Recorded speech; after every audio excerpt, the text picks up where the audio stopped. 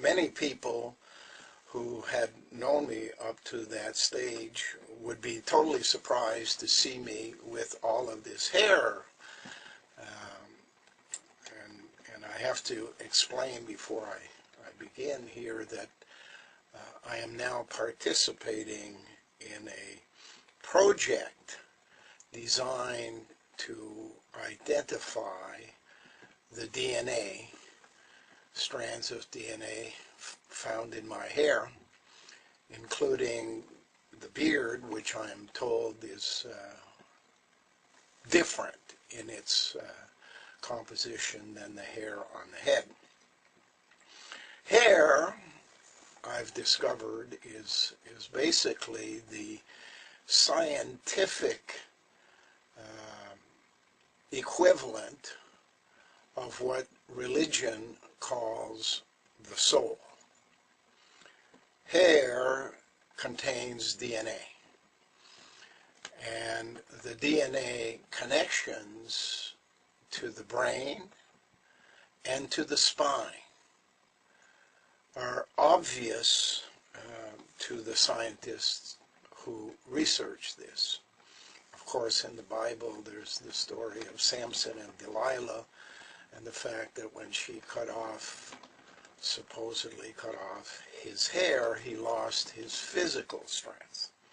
In reality, that's more an allegory to describe losing your connection to the past, so that you can be reprogrammed for a different purpose in the future. We have gray matter residing in our brain and gray matter residing in our spine. Spine gray matter is the memories of our life on earth as the ancient person beginning the trek to become modern man. And the lessons learned are carried in there, and those lessons can be described as intuition, whereas the lessons learned in the brain are more linked to reasoning. Well, the people who knew me a long time ago would know that I wore normal hair, had no beard, and was about as business-oriented a person as one could get. Set out on a trek to raise $160 million to build a project, and eventually was successful in that. Had the land purchased, cleared, built a school, replacement school for the project that I had. So they would be totally shocked in looking at Glen Kealey today, wearing hair down to his shoulders. But I've discovered that in order for me to get the whole picture that I'm looking for in the history of mankind, I had to allow my hair to grow, allow some investigators, scientists in a laboratory to do some testing and discover what information can be found from my hair. But I also wanted to find out if it assisted my intuitive skills and matched up with the reasoning skills that I had to observe, analyze, conclude based upon the facts that I found around me. And at this stage of the game, I am not totally certain of the connection. I feel there is one, but there is still more work to be done along that line. There certainly is no work to be done along the lines of understanding what the bigger picture is, because I, along the way, found and got access to a written code which I deciphered, known as the Desdemona Code,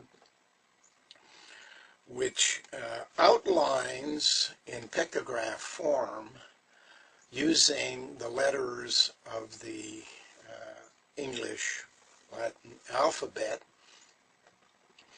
and tells a story both in the numbers and in the letters of how the people who are in charge of our world set about to take control, and what the long-term purpose of setting about on this task is. So, in order for me to explain to you our trek as human beings through a 60,000 year period, as opposed to the 6,000 year period that religion would like you to believe,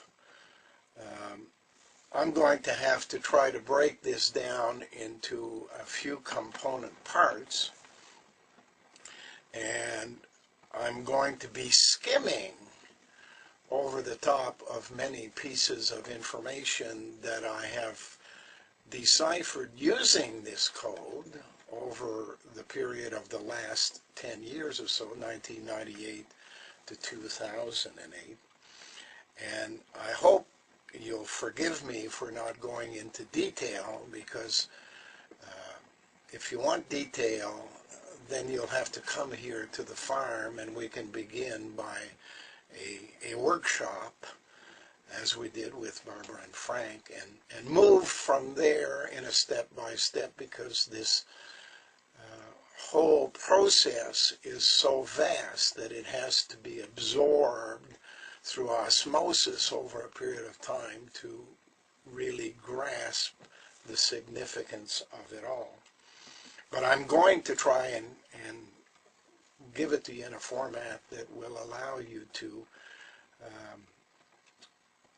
grasp the major points of what I've learned at this point in time, which is 20 years into my search. And we all know that 2020 is when you see clearly, and that's coming down the line 12 years from now. And maybe with what you will hear today, it will help you, I don't want to say understand, because the code suggests that you should overstand rather than understand. Even some ecclesiastics would say you must verstand the direction in which you're going. And the word stand, of course, includes the letters DNA in there, which is a story that I'm about to tell you. I call it the crossvine ruse. A crossvine you can think of as a method of getting around an obstacle. And in the trek human beings have taken along the way, and in our controllers' attempts to control our activity, they had to design ways of getting around the problem by either going right or by going left, going over the top, or by going underneath. Tarzan, the movie Tarzan, is suggestive of getting through a large forest by swinging from branch to branch, by in fact going down below and coming back up at another place. And that's significant.